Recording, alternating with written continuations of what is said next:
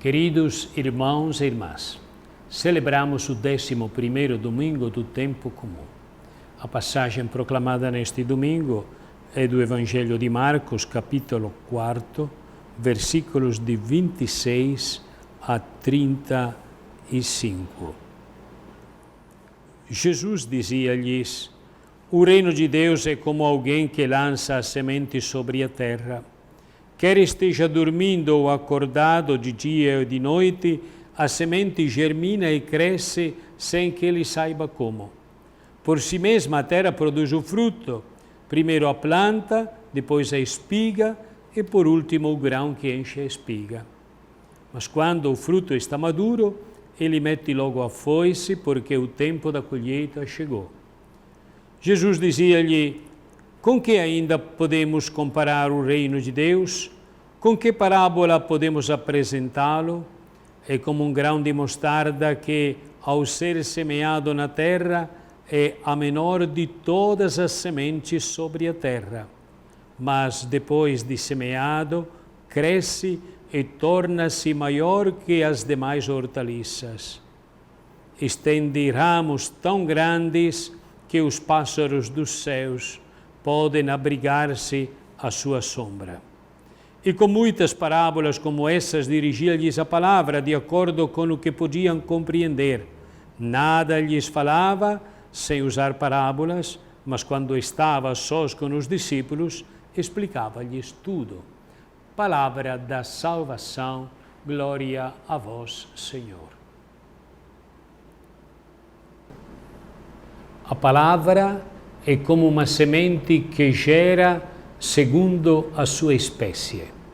A palavra de Deus nos gera filhos de Deus. Por isso, o fundamento da nossa vida é escutar a palavra. O reino de Deus é o fruto da palavra.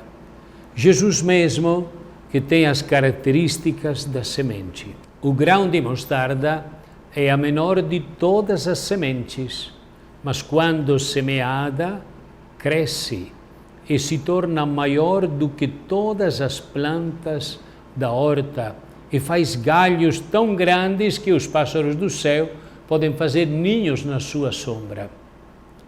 A árvore da qual Jesus fala é o reino de Deus.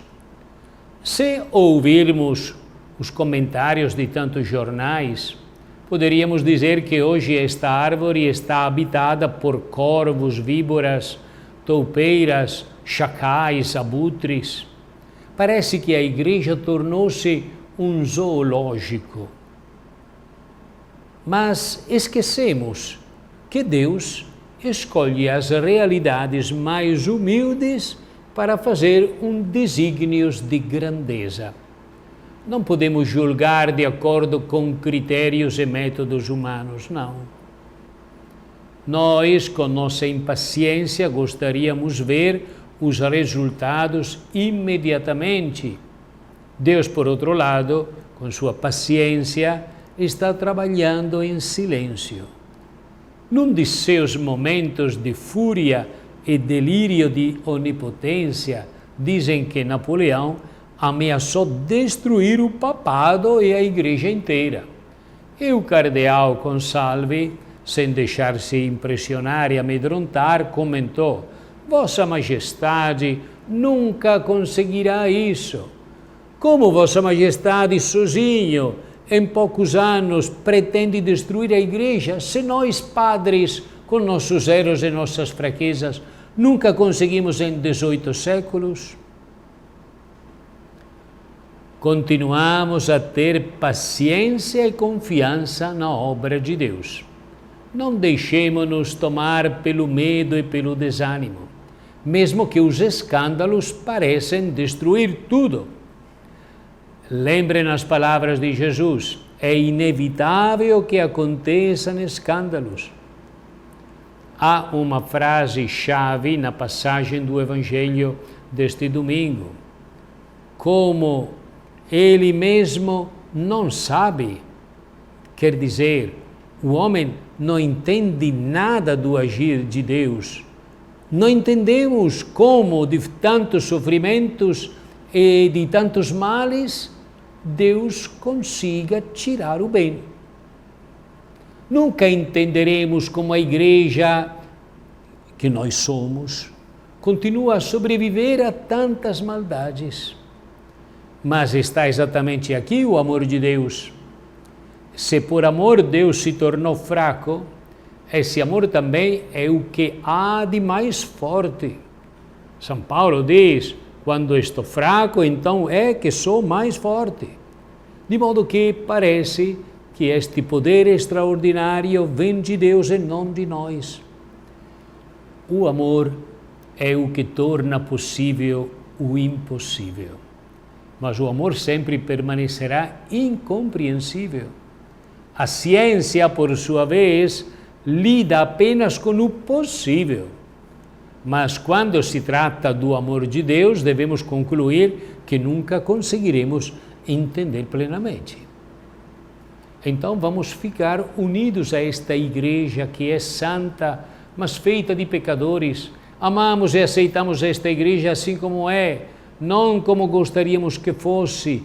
Esta igreja, esta. Porque eu também sou esta igreja. E eu preciso ser aceito pela igreja com o meu peso de misérias e de sombras. Erasmus de Roterdã, este grande filósofo, mas também um grande cristão, disse: aceito esta igreja na esperança que se torne melhor, já que a própria igreja também está esperando que eu me torne melhor. Amamos esta igreja, mesmo que não seja a dos nossos sonhos.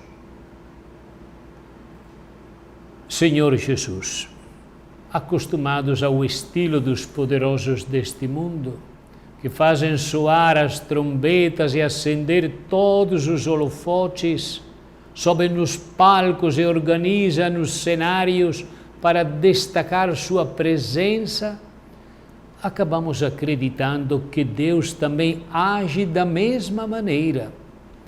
Tu, em vez, nos lembras que Deus realiza os seus projetos sem fazer barulho, com meios modestos, às vezes até insignificantes, usando homens e mulheres frágeis e ilimitados como todos nós.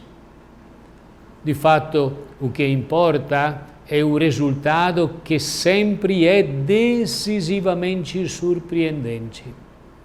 Para chegar àquele momento, porém, são necessárias a paciência e a confiança de quem entrega a sua semente no chão, de quem sabe esperar, sem pressa, que as promessas sejam cumpridas.